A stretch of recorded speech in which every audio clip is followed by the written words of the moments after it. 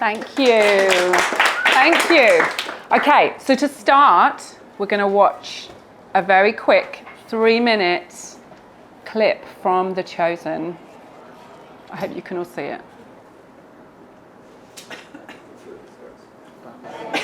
Thank you, Tim. You see the Parthian foot races last night? Darius ran like a gazelle. Jews don't go to foot races. Your old friend Simon himself used to run the wagering tables. We're not friends. Next. Okay. You see it at all? So you did not go to the races? You stay home? Is it showing? Is it just too dark? Don't worry, we won't do it. It's fine. Who watched The Chosen? It's on, it's just a light. Yeah. But we can see it. I thought your parents don't speak to you. Okay, just listen. Just listen. What's happened so far? It's a Roman soldier talking to Levi He's Matthew. ashamed that I could use He's in the tax booth. Go. Didn't ask. I thought your parents don't speak to you. I had questions I couldn't ask anyone else. Mother to son with talent like yours should be proud. She's ashamed that I could use the talent that God gave me against God. Next. You're good at something. You found a way to make a living doing it. It's that simple.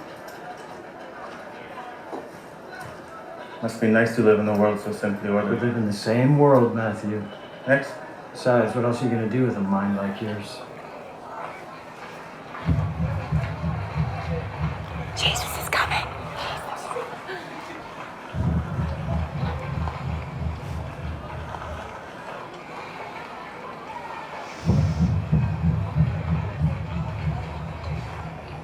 Matthew!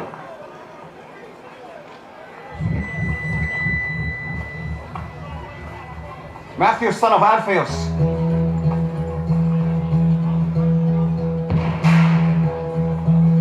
Yes. Follow me. Me? Yes, you. What are you doing? You want me to join you? Keep moving, street creature. Do you have any idea what this guy's done? Do you even know him? Yes.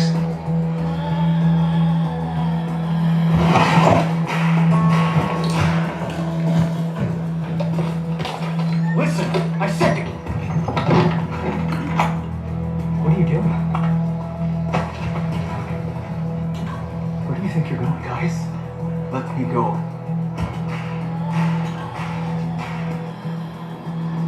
Have you lost your mind? You have money. Quintus protects you. No Jew lives as good as you. You're gonna throw it all away. Yes.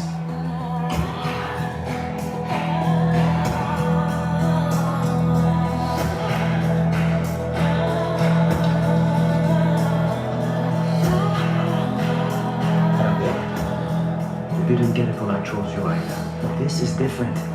I'm not a tax collector. Get used to different.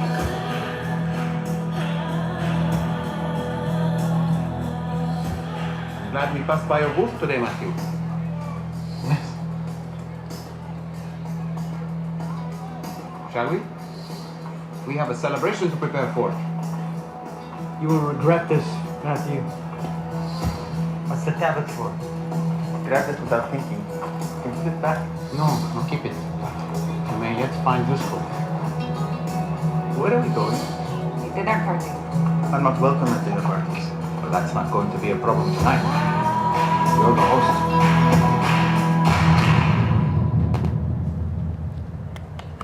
Well, okay. I'm sorry if you couldn't hear that. I hope you got the taste of that. The Chosen portrays Matthew in a really interesting way that made me, think about him completely kind of differently. But it's just one way of portraying him.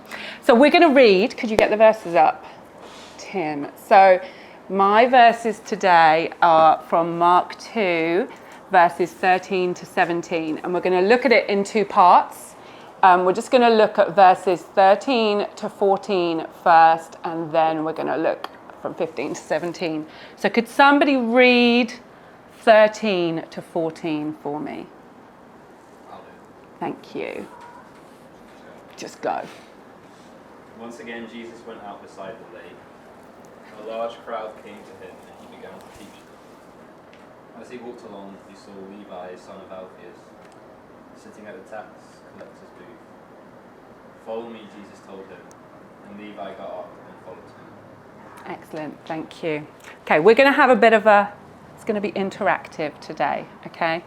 So what stands out to you from just those couple of verses?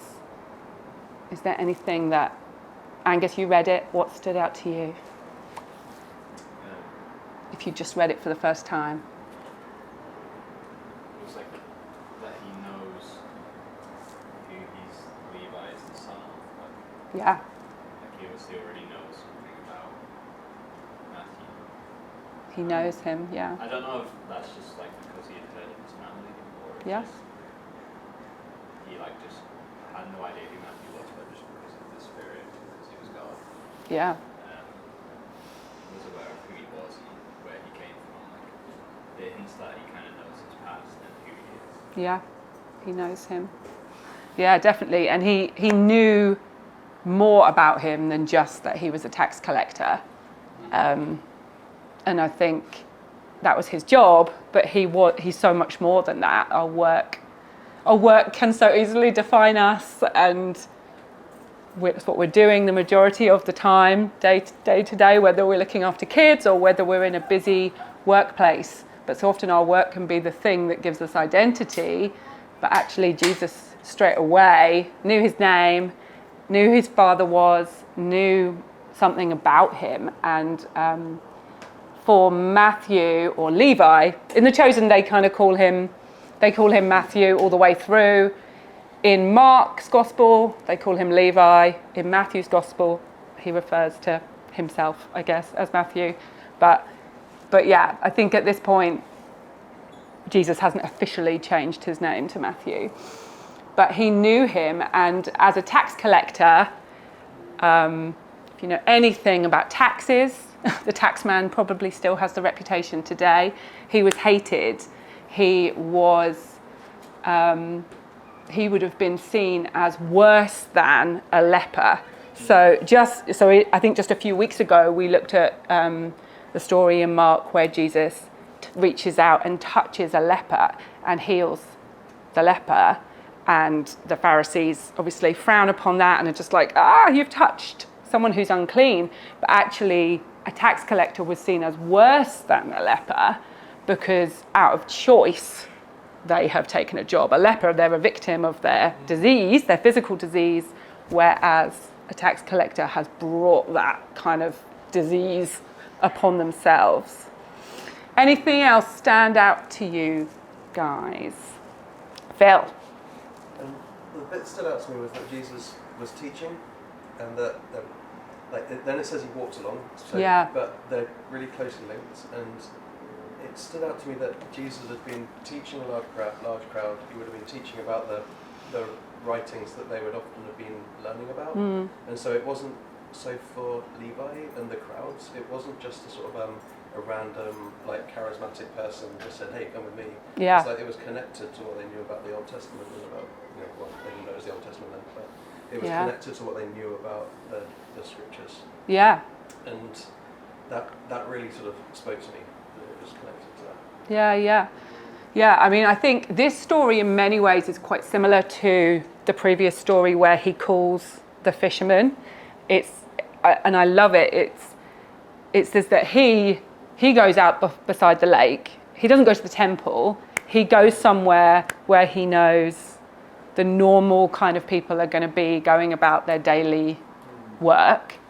And then the crowd comes around him, this large crowd. He puts himself in the way for this large crowd to come around him and learn from him. They're not necessarily people who go to the temple every day. He's going to the place where people are working and busy with their normal lives. And he's teaching, as you say, and it's really interesting. One of the commentaries I looked at said that thing that it says, like, he began to teach them is really interesting because before that, he's just done a ton of different physical healings. And we saw a passage where the disciples are like looking for him and being like, everyone's looking for you. They want you to come and heal them. Everyone's lining up. They want to be delivered from demons. They want to be healed physically. But Jesus says to them, let us go somewhere else to the nearby villages so that I can preach there also. For that is why I have come. And it's really interesting because Jesus could have just gone around just laying hands on people, healing the sick, one after the other, because he was getting all this glory for that. But teaching is still such an important part of his ministry, and he knew that was why he had come. And one of the main reasons for that is he knew physical healing wasn't going to be enough for people. Spiritual healing was what people needed, and actually starting to preach this message of repentance and something different. What's so interesting with Jesus is he knew the rules and the laws of the Pharisees and the Jewish scriptures. He knew them so well that then when he broke them, it was like, or he kind of looked at them in a different perspective and did something like this. It was so crazy because it was like, I've been teaching it, but I'm teaching you a new way to live out these rules. So anything else in this passage stand out to you? Yeah, for me it stands out how eager he is to just go and follow Jesus. Yeah. Like you can feel like all the kind of hunger that he had, even though he had everything. Yeah. Like the riches and protection and power. It's like he was very empty inside and was willing to just Totally. follow something else that was more. Yeah. Totally. That was, to be honest, that was the bit of these couple of verses that stood out to me the most.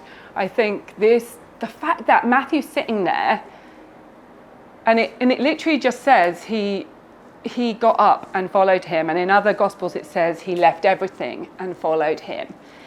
And it's so strange. It's almost like, and I think they do really well in The Chosen with it look like this Roman soldier's almost like, I don't know, trying to be buddy-buddy with him and reminding him of everything good he has. But actually he in himself is internally wrestling with what it means for him to be a Jew who has put himself in this relationship with the Romans and what that means for him. Everything was taxed and they were living under this Roman occupation. And for them, for the Jews, the tax collectors were almost like this physical embodiment of Roman domination. And the tax collectors would have been seen as like kind of moles or informants in Nazi Germany or like in a communist regime. They were seen as almost worse than the Romans because they had grown up in the temple, in the synagogues, learning shoulder to shoulder, all their family, having brought them up in this culture. And then we don't know why Matthew chose to become a tax collector. Maybe he wanted to, he needed the money, who knows? Maybe he got kind of groomed into it, who knows? But he made that choice at some point to become a tax collector.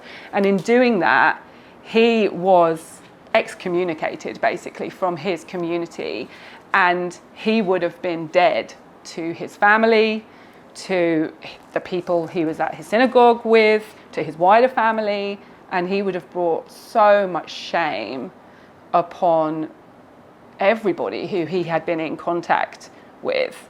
And I think, I don't know, I just kind of think of the fact that for him to be at a point where he's like, yes, I will go, I will follow you. I won't even wait till the end of my shift. I won't even wait till the end of my work day. I'm literally going to get up. It feels like he must have been wrestling already.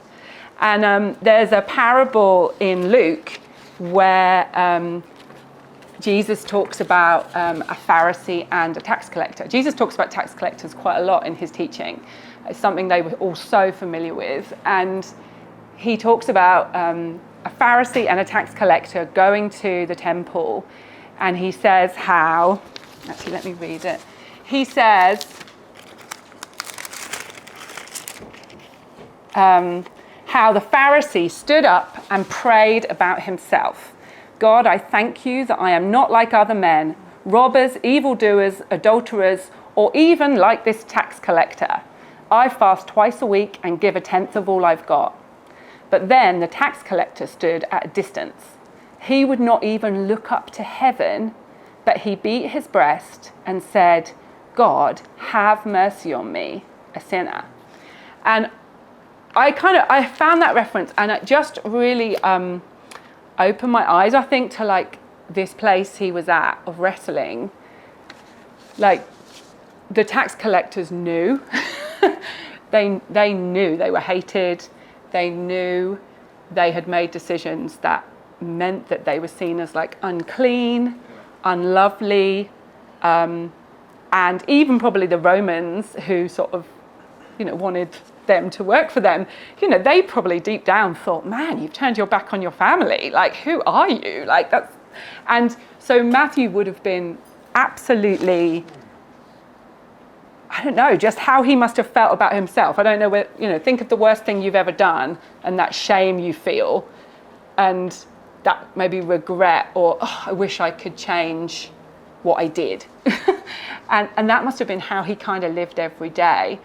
And Jesus kind of offers him this lifeline when he comes along and says, "Follow me." And Jesus gets eye contact with him and knows his name, knows the name of his dad.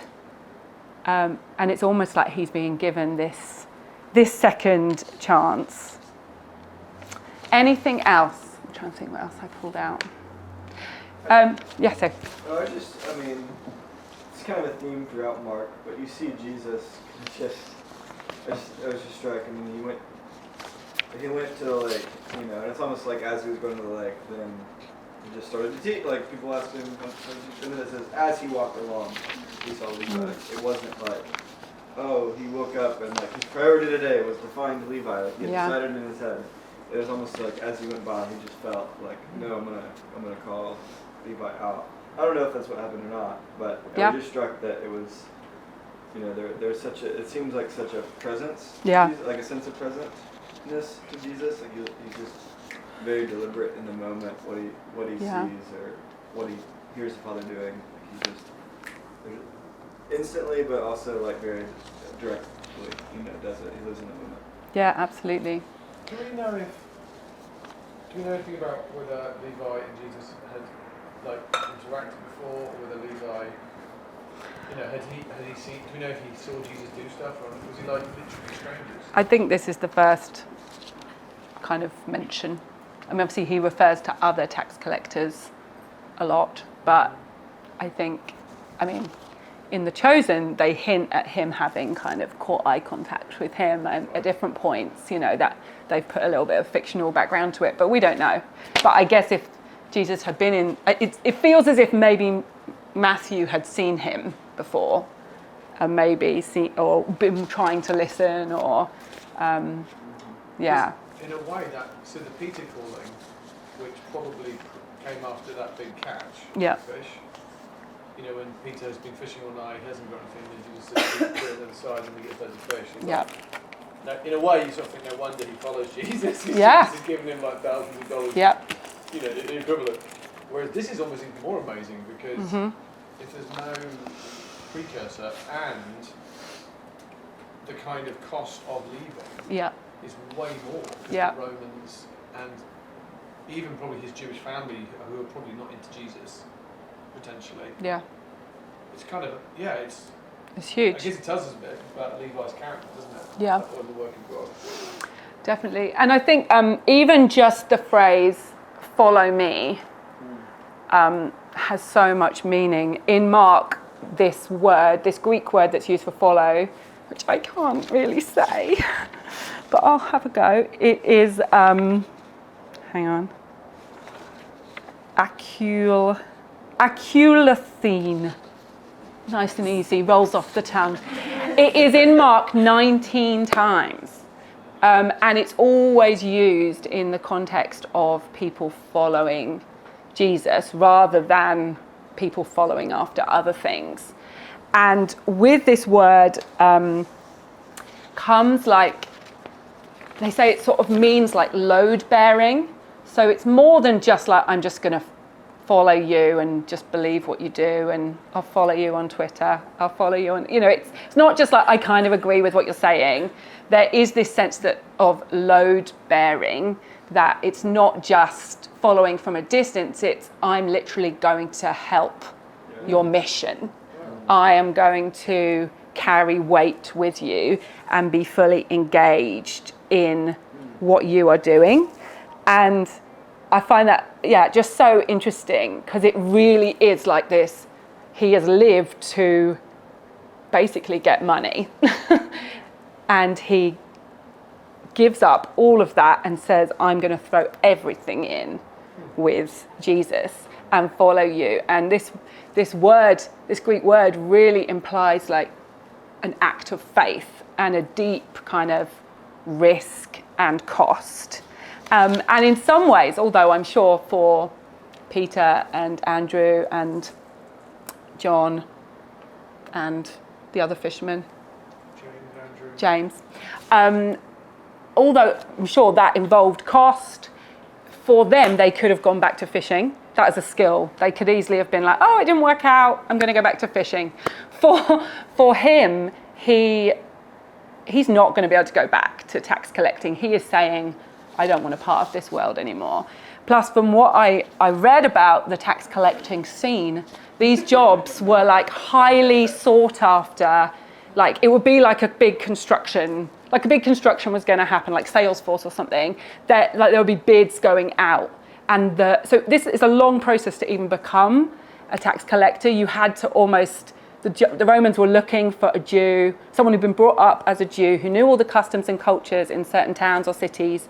And then those people would almost like throw their hats in the ring, who might potentially want to be the tax collector for that town, which sounds awful because you're basically cutting yourself off. But because of the lucrative nature of it, they throw their hats in the ring, and then the person who's saying they will make the most out of the Jews, the highest bidder, were the ones that won, basically. And Matthew had won. And basically, as a tax collector, he was then allowed to kind of ask for more than the Romans needed and kind of peel off the top. So Matthew was not physically needy. He was wealthy. He would have had a nice house. He would have eaten fine food. He would have been able to get all the things that the Romans got, which the Jews weren't able to get. So physically, he wasn't needy, which is really interesting because everybody else that Jesus has healed and interacted with up until now has been very physically needy.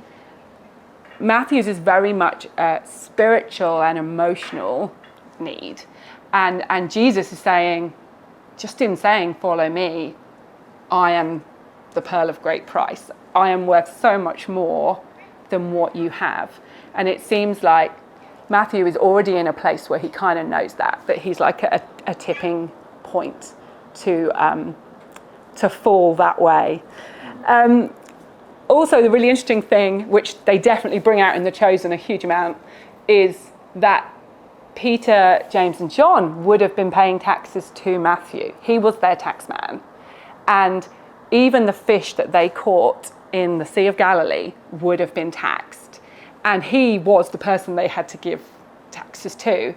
And they may have owed him money and have been behind with their payments. Who knows? But this was not somebody the people that he had already recruited liked.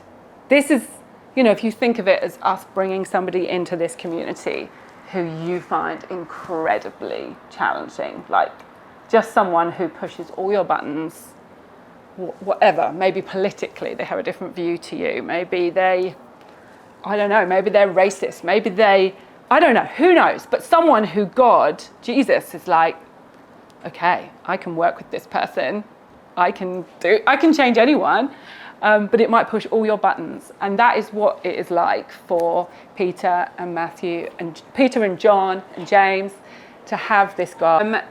Who can read this for me? Tanner, on your birthday. 15. Verse 15 to 17. While Jesus was having dinner at Levi's house, many tax collectors and sinners were eating with him and his disciples, for there were many who followed him.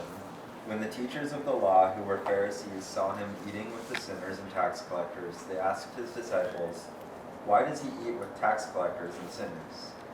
On hearing this, Jesus said to them, "It is not the healthy who need a doctor, but the sick.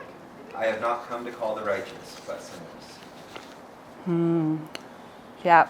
I mean, this is such a well-known passage, and I love it when you get to go a bit deeper with like a well-known passage and really wrestle with it. This was one thing about this which I hadn't, in that first bit we read, it says that Matthew just kind of left everything and followed him. So it makes you think, oh, he's going. He's left all those people and he's just going to go with Jesus. He's going to, in some ways would be easier if he just was able to just go to another city or another town. But this, you kind of know that Jesus is going to go to his house and hang out with his friends who are still tax collectors. So it's like he's not just like acting, doing something completely crazy, but he's got to almost go back to his mates and hang out with them with Jesus. And I just think the image of that is so interesting, how all those people haven't... this is interesting. So I'm going to ask your opinion about this because I still don't know what I think. So it says, "For there were many who followed him." And that word follow, again, seems to mean almost like I'm going to give up everything to follow you, to be part of your mission. So this may mean, and none of the commentaries I've read make this clear, that the sinners and tax collectors that he is having dinner with are in that place where they also are starting to repent and want to follow Jesus. It doesn't tell us that, it just says, "For there were many who followed him." Anyone have a comment on that or know more than me? I know. I think it's Jesus, but it could be Levi too. Yes, it could be. So it's just interesting because the followed, it being the same word that they've just used for Matthew dropping everything and following after Jesus.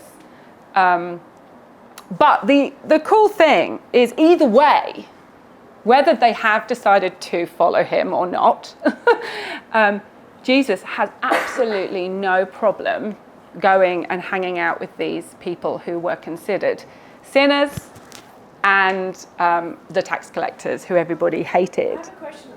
Yeah. It says sinners.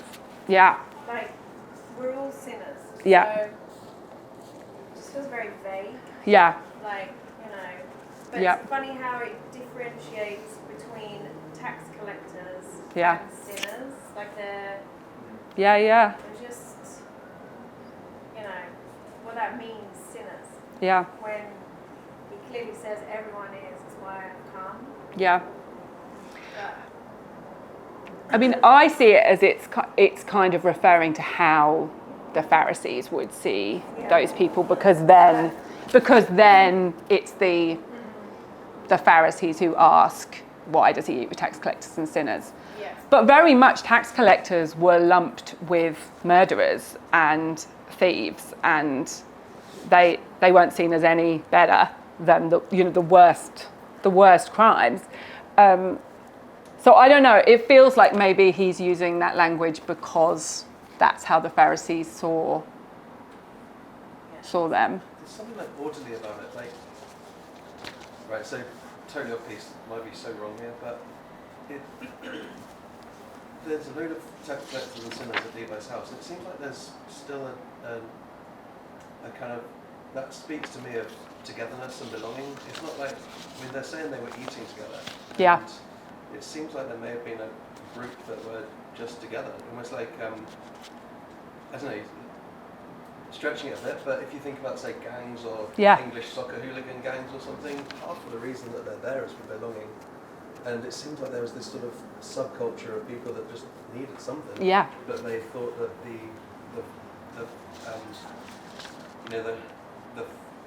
what they could have under the Pharisees, or they were sort of almost like thought the law was BS. Yeah. It was just like, but they still needed to be together, and it was just really interesting how Jesus entered into that whole thing. It wasn't just about Matthew; it was about a whole culture that he entered into. Absolutely. And it's weird, it's almost the people who would have been, they're kind of hated by the Romans, but also hated by the Jews. So it's kind of this weird middle group. They kind of had each other, yeah. Which is so interesting because, I don't know, would they really have trusted each other if they all felt like, I don't know, they kind of were similar, but they had similar needs, but kind of just a lot of very broken people together sometimes can create quite a lot of conflict. So I don't know. But yeah, they're definitely together. When it says Jesus is eating with them, that means probably that he is reclining, as in head first. He's lying on the floor with these people. He is being incredibly intimate with these people. He's really entering in. He's not going there to preach to them. He is going there to love them, to eat with them. And he's not requiring them to repent or to say they're going to quit their jobs before he comes and eats with them and sits with them and loves on them. He's saying, I want to get to know you as people. And the huge thing that, is difficult for the Pharisees is, there were so many rules around eating particularly, and all the rituals of washing before a meal, and even, the cups and the plates you use, everything had to be washed in a certain way. The food had to be kosher, everything. There were so many rules, and I'm sure at this meal, those things wouldn't have been followed.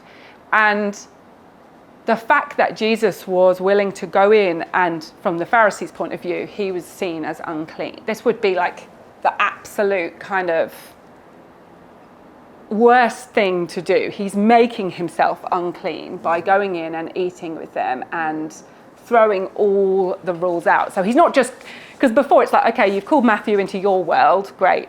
You're a Jew, he's going to go with you, he's going to stop being a tax collector, great, maybe they could have handled that. But the fact that he then goes into Matthew's world, in one of the commentaries I read, it said that it was almost like I can't say this word, metastasized, like how cancer spreads. It's like there was one person who he's kind of won over, he's repented, but instead he goes in and it's like this uncleanness grows, and Jesus puts himself in this context.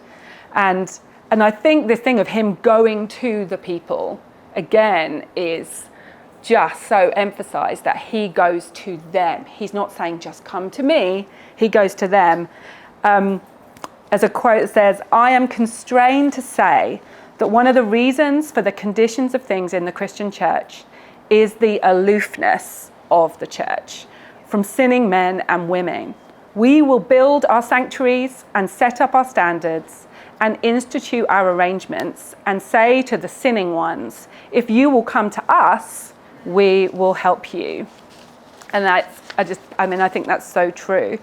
And then yesterday I saw a post by Jackie Hill Perry, I love her, who is a speaker and author. She said, Christians get real weird when it comes to chatting it up with self-identified, unbelieving gay people or any non-Christian, really. It becomes a game of double Dutch evangelism where they use that person's most obvious sin as the springboard from which to preach the gospel. Depending on the person, the place, and the Spirit's guidance, this may well be a wise method. Yet, there's another way, and that is curiosity. What if there is more to people than their most obvious sins? What if they are complicated and nuanced, as all image bearers are? And by discovering the different layers of them, you get to know who they are and not just what they are. This creates room for us to apply the gospel to their life in a variety of ways. And dare I say, for us to learn and thus love the entire person that we're sharing Jesus with. Be curious, saints.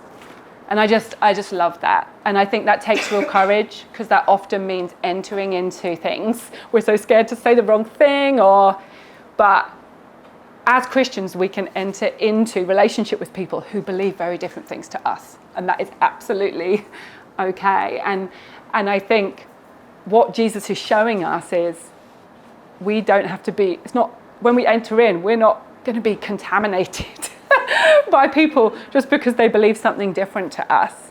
We have the power of God living in us, and we can, knowing who we are in Jesus, we can enter in and form relationship with people and get to know them as people who have interests and who have a past and have hobbies and have families and work and things they love. Like the things which we consider to be their most obvious sins are not the only thing about them. And I'm sure if we turned it back on ourselves, we would become aware of the things which maybe people would point out in us as well, our most obvious sins. So I think it's really challenging that Jesus does this. He goes in. He obviously does not require them to repent or to change before he goes in. And I think that is such a challenge to us. The Pharisees' response is really interesting, and that's the thing that then means that Jesus says this very well-known statement. So the Pharisees saw him eating with these sinners. The Pharisees' whole kind of belief system is based on them being separate. The word Pharisee means separated ones. And they believed that you should separate yourself from everything that was unholy. Anything to do with Gentiles. They literally weren't even allowed to buy stuff from Gentiles. That would be seen as unclean if you bought something from someone. So they had to, everything they did, all their business had to be with other Jews, and they were so careful about what was going on the outside. And it's so interesting. Jesus challenges them in Luke, I think it's Luke 5. He says about how they worry so much about cleaning the outside of the cup. They don't worry about what's going on the inside of the cup or the bowl. And what he's referring to, obviously, is they worry so much about all the external rule following that they give no time to think about what's going on in their hearts and whether they're truly loving people. And the really interesting thing is that Jesus's response is saying, I feel like so often he almost sounds, he is being provocative because he's almost kind of agreeing with them in what he's saying, but he knows that the Pharisees are just as sick, if not sicker, than the people they are saying are the sinners. He says, it is not the healthy who need a doctor, but the sick. I have not come to call the righteous, but sinners. And his answer is both simple and profound. Jesus knows that he is the physician of the soul, so it makes sense for him to put himself around the sick. Like a doctor can't be a doctor without being around sick people. Like that, that's what makes you a doctor, or a medical doctor at least. So you have to have sick people. It's not like, for him, it's not like, oh my goodness, another sick person. That's like good doctors get excited if you have really weird kind of illnesses, like tropical diseases. They want the most complex cases, like young kind of residents will fight over the interesting cases that come into a hospital. And Jesus wants to put himself in this place. He has come for the people who know they are sick. And ironically, it feels like, just like with that story of the Pharisee and the tax collector praying, it feels like these sinners and tax collectors are closer to God in their sin than the Pharisees are in their complete unawareness of the sin in their lives. And it says in Romans, Romans just talks about this so much, just this whole idea of how the requirements of the law just cannot be met in our own efforts. And Paul says in Romans, where sin increased, grace increases all the more. So crazily, it's not perfection that Jesus requires. It is an awareness of how needy we are, of a saviour, of somebody to come and pay our price. And that is just as open to the Pharisees as it is to the sinners and the tax collectors. Romans 9 says, what then shall we say? That the Gentiles who did not pursue righteousness have obtained it, a righteousness that is by faith, but Israel, who pursued a law of righteousness, has not attained it. Why not? Because they pursued it not by faith, but as if it were by works. So when Jesus says this, I'm sure he didn't say it in a sarcastic way, because Jesus wouldn't do that, but he's doing it in a clever way. He knows the people he's saying this to are just as sick, if not sicker, than the tax collectors and the sinners that he is being told he shouldn't be spending time with. So, I don't know about you, but if I'm sick, I don't always go to the doctor. And sometimes it can take a little while to admit we need help, whether that is physical help or emotional help. And the Pharisees didn't know they were sick. They thought that they could make themselves righteous by following the law, following the Torah to the letter. And so that's what they did. So every time they felt guilt, or every time they did something wrong, they sacrificed, they tried harder, but it didn't bring a sense of fulfillment or joy. And it definitely didn't mean they had a personal relationship with God. So what about if you do know you're sick? Maybe some of these Pharisees deep down did know there's something missing here. Maybe this Jesus has got something, but you just kind of push it to the side. You know that maybe you need something more, but you're just going to put all your kind of emphasis on one day the Messiah is going to come back. This guy definitely isn't the Messiah. He's spending time with sinners. Or perhaps you do know you're sick. You do know you need a doctor, but you don't know that there is a doctor out there to help you. And I think at the moment, the Pharisees did not understand who Jesus was and why he had come. So, or maybe you know you're sick. You do know you need a doctor. You know there is a doctor, but you don't think the doctor can help you. And I think that was probably more a place that one of these sinners might put themselves in. I am just too unworthy. This doctor would not be able to help me. I am a lost cause. I am beyond help. And that may have been how Matthew was feeling, sitting at that tax booth. Like there's no way I could follow Jesus because I'm hated, particularly by the Jews. Or maybe you know you're sick, you know you need a doctor, you know there is a doctor, you know the doctor could help you, but you do not think he wants to help you. You can't see in a million years how he would want to help you. Or perhaps, and I think this is probably where many of us fall, you know you're sick, you know you need a doctor, you know there is a doctor, you know the doctor could help you, you know the doctor probably wants to help you, but you know what the doctor will tell you to do, and you just don't want to do it. And I think for many of us, I know I've been to the doctor before and they've been like, okay, you need to give up alcohol, red meat, chocolate. And you're just like, great, I'll do that. And I think for many of these people, Matthew may be an exception here. Many of these people, the sinners, the tax collectors, They might have known. They might have heard this message and been like, we cannot do what Matthew has done. We're leaving.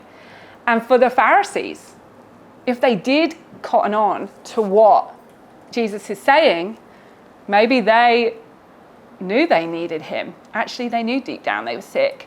But for them to put their trust in him rather than in the law, rather than in their rituals, rather than all these things, these works that made them feel good, would have been so much it would be so much harder to follow Jesus and do what he is saying. So what does this mean for us? What is the application of this? And the amazing thing is, like, you know, the sinners in the story and the Pharisees, really they're all in the same camp. They all need God like us. And the amazing position that we are in now is that we do have this perfect doctor who is ready and able and available to heal our sin.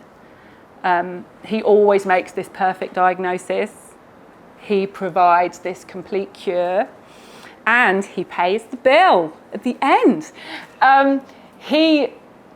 All he wants from us is that we are aware that we are sick and that we need him. And I think in our everyday life, it can be so easy to self-medicate with other things. When we feel that need, it is so easy to work harder, or to have a drink, or watch a show, or make a to-do list, or who knows, whatever the vice is that you go to make yourself feel better. It is so much easier to try to solve that need for ourselves rather than going to our doctor that is available. And for so often it's that we don't want to put ourselves in the camp of being the sinner. We're like, well, I've grown up with this, I know this, I'm already in. But actually what this is saying is we have to keep coming back and being aware of our need. In many ways, this story is just like the prodigal son, the story of the younger son who's gone and squandered everything that his father had worked hard for. And then you have the older son who has stayed at the farm and worked and slaved and done everything he thinks he's supposed to have done. But the younger son comes back and is aware of his need for this loving father. He's aware he's sick and he got to that broken place of eating the pig food. And it's the older son in his kind of judgment and, self-righteousness that he's almost the one who is still sick because he's not aware of his need for a saviour. So yeah, I think what we're going to do is take communion, and this leads so perfectly into, I think, the liturgy we have for communion today, which is kind of a prayer of confession. And I think I didn't grow up in a church that did prayers of confession, and I think it's taken me a long time, I think, to get back to a place of, no, it's really important sometimes just to sit and be aware of my sin and of the things I get wrong daily. Not because I'm supposed to sit under condemnation, but because Jesus has paid the price already and I don't have to live under that sin. There is freedom. So we don't do this to be heavy or to be like, woe is me. We do this to celebrate. Like, we can bring everything. And I love in this liturgy, it says, I bring to you the things that I almost know I've done and the things I don't know I've done. Because often we're not even aware. We're so desensitized. We're not even aware sometimes of the things we've not done that we could have done. But really this is about, as a child, coming to our Father, saying, God, I need you. Just as Matthew said, I'm going to give up all of this because it's all just complete nothing compared to knowing you. and the Pharisees need to do that, we can come to him and say, we need you in our brokenness. Thank you, Josie. Thank you.